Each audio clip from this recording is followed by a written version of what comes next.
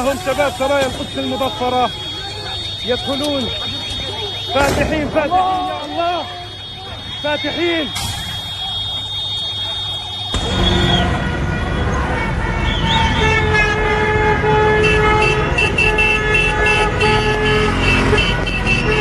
आज जिस तरह हमास ने सिर्फ 20 मिनट में 5000 से भी ज्यादा मिसाइलें इजराइल पर दागी, और ये पहली बार ऐसा है कि बिना किसी सुर के, मतलब कोई पता किसी को भी नहीं था, एक बैग ये हमला किया गया और पूरी तरह से इजराइल में हमास के जो सैनिक है वो घुस चुके हैं और हर एक स्ट्रीट पर घूमते नजर आ रहे हैं। यहाँ तक के इजराइल के जो डिफेंस मिनिस्टर है उसकी आंटी के साथ हमास के जो सैनिक है वो सेल्फी लेते नजर आ रहे हैं।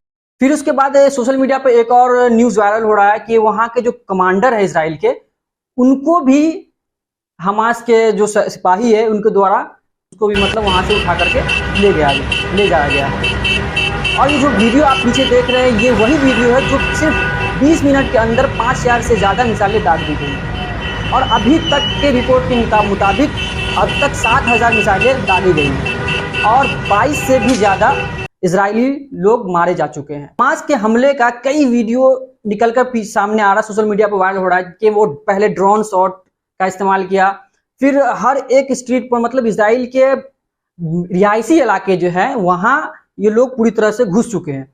और गाजा पट्टी में जो इजराइल के लोग बसे हुए थे उनको भी वहां पैलेस्टीनियन निकाल कर खदेड़ कर भगा रहे हैं, या हमास के जो सिपाही हैं वो भगा रहे हैं। तो क्या ये अब विश्व युद्ध की तरफ जा सकता है? जिस प्रकार से एक बैग हमला किया और इसका जवाबी कार्रवाई अब इजराइल की तरफ से क्या देखने को मिलने वाला है, इस पे मैं पूरी बात करूंगा। इससे पहले जो भारत में बैठे हुए कुछ ऐसे, मैं उसको क्या ही कहूं, जो मतलब जहां पैलेस्टीन करता या हमास कार्रवाई करता या उस पर मिसाइल इजराइल पर दागता तो ये लोग बीच में आकर के सपोर्ट में इजराइल के खड़े हो जाते हैं। मैं ये नहीं कहता कि कहीं भी अगर युद्ध हो तो उसका सपोर्ट करे या ना सपोर्ट करे, न्यूट्रल की तरह, जिस प्रकार से भारत न्यूट्रल रहता है तो हम लोग क्यों इजराइल की तरफ सपोर्ट में रहते? जब पिछले 2021 में जब इजराइल ने हमास पर या गाजा पट्टी पर मिसाइलें दागी, वहां भी छोटे छोटे बच्चों कितने लोग मारे गए, ये इसका यूएन का मैं आपको पूरा रिपोर्ट दिखाऊंगा कि 2008 से लेकर 2020 तक जितने भी युद्ध हुए हैं पैलेस्टीन और इजराइल के बीच, उनमें कितने इजराइल के लोग मारे गए और कितने पैलेस्टीन से लोग मारे गए। तो आप शौक में पड़ जाएंगे कि ये अंतर कितना है। पैलेस्टीन और इजराइल में जो युद्ध हुआ तो सिर्फ 300 के करीब इजरायली लोग मारे गए और 5000 से भी ज्यादा पैलेस्टीनियन लोग मारे गए। तो ये युद्ध किसी के लिए भी सही नहीं, लेकिन सपोर्ट में क्यों आ जाते हैं ये पता नहीं क्या है इसके पीछे। प्रकार से फुल्ली सपोर्ट कर रहे हैं पैलेस्टीन को, खदेड़ दो, पैलेस्टीन को मार दो, सिर्फ इसलिए कि वो पैलेस्टीनियन मुस्लिम है।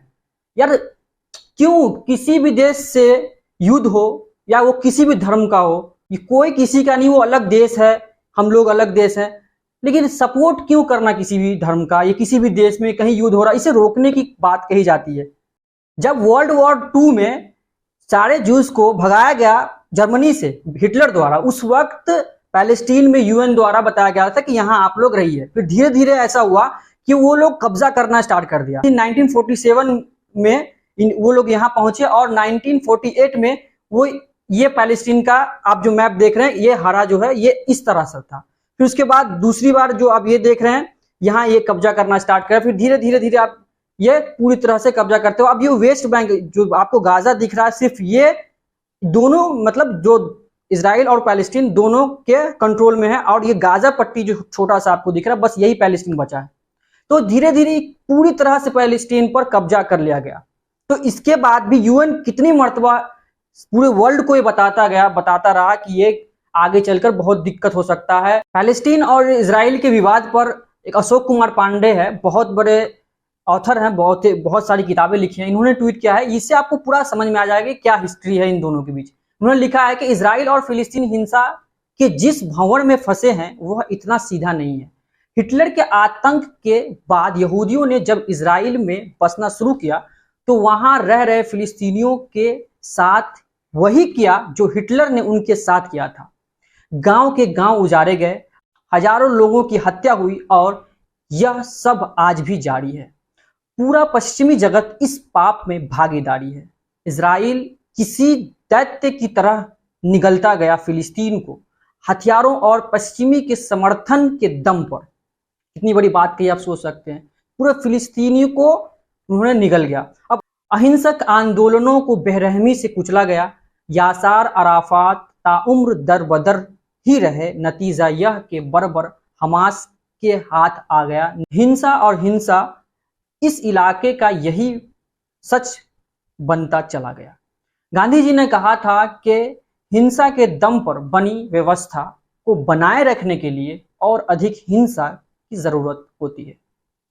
तो आप सब, पूरे यूएन ने इसको भी बताया था कि जिस प्रकार से इन दोनों देशों में जो कॉन्फ्लिक्ट है और ये रुकने का नाम नहीं ले रहा है, तो धीरे धीरे जिस प्रकार से इजराइल ने पैलेस्टीन पर कब्जा करना शुरुआत किया है, तो 1947 में इस तरह से था, 1959 से 1967 तक ये था, और 2012 तक आते आते पूरी तरह से पैलेस्टीन को निगल चुका था इजराइल। तो अब आगे अपडेट मैं देता रहूंगा जैसे इस पे कोई और अपडेट आता है। वीडियो आपको अच्छा लगा हो तो चैनल सब्सक्राइब कर दें, और मिलते हैं ऐसे ही किसी नए वीडियो के साथ। तब तक के लिए अपना ख्याल रखें। धन्यवाद।